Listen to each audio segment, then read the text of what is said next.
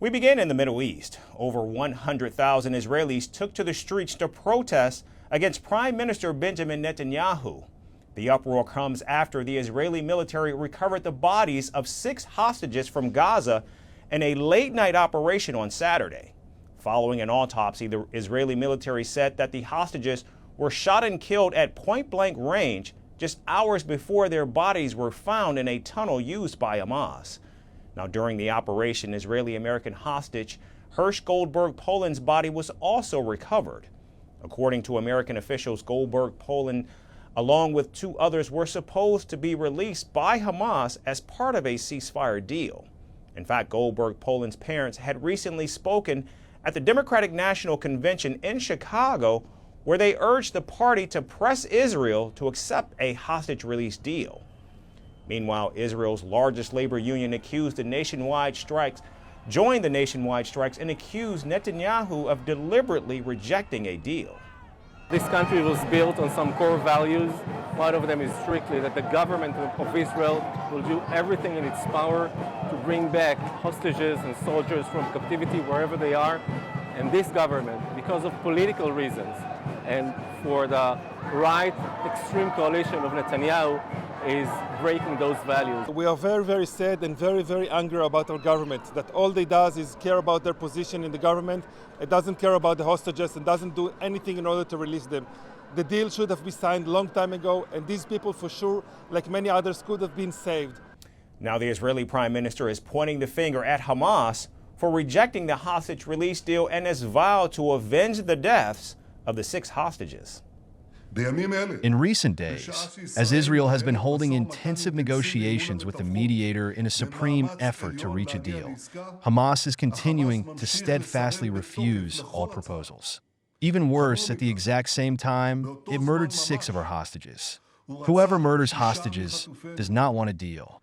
In Washington, President Joe Biden said he was devastated and outraged by the news. The White House has also confirmed that it's working with Prime Minister Netanyahu's office to secure a hostage release deal as soon as possible. The protests weren't limited to just Israel, as they also erupted in New York and London. In Manhattan, the Israeli-American hostage was given a special memorial where his parents spoke at a rally attended by thousands as chants of "Seal the deal" echoed in Central Park.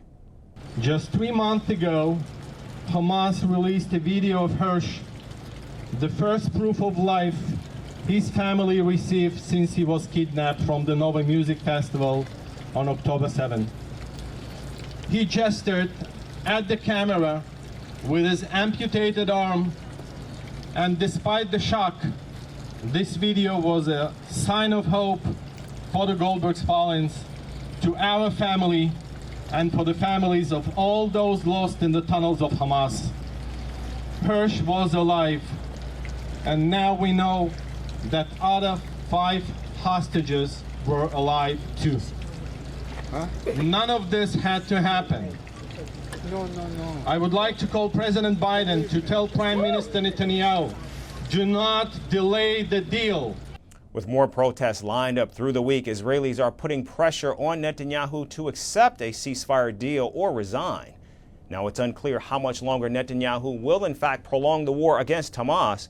About 100 hostages are still being held captive in Gaza with no clarity on when or how they will in fact be rescued.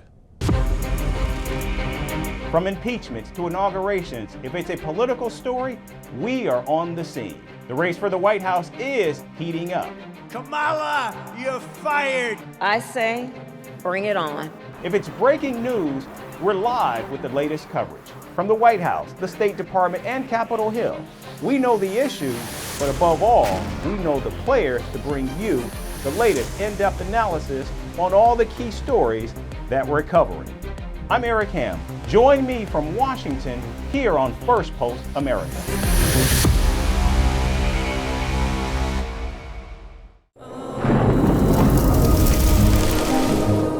Climate change is on our doorstep. It's time for a revolution to take root. And it starts with 1.4 billion Indians. It starts with one tree, One tree for humanity. One tree for Mother Earth. One tree for a future. Project One Tree, a News 18 network initiative.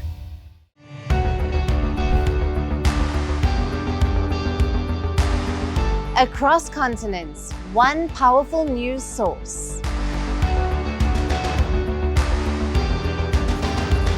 Bringing you diverse perspectives on the issues that matter.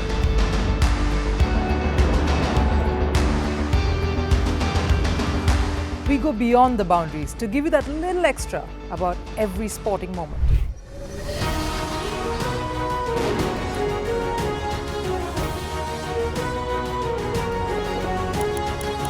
So thank you for making Firstpost 5 million strong. We're counting on your support, and you can trust us to bring you the news unfiltered and unvarnished.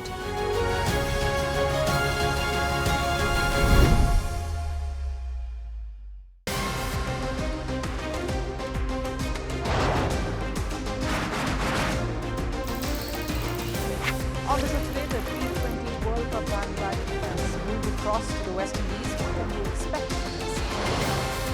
Hello, I'm Alison Green, coming to you from Durban, South Africa. Today we have a special show.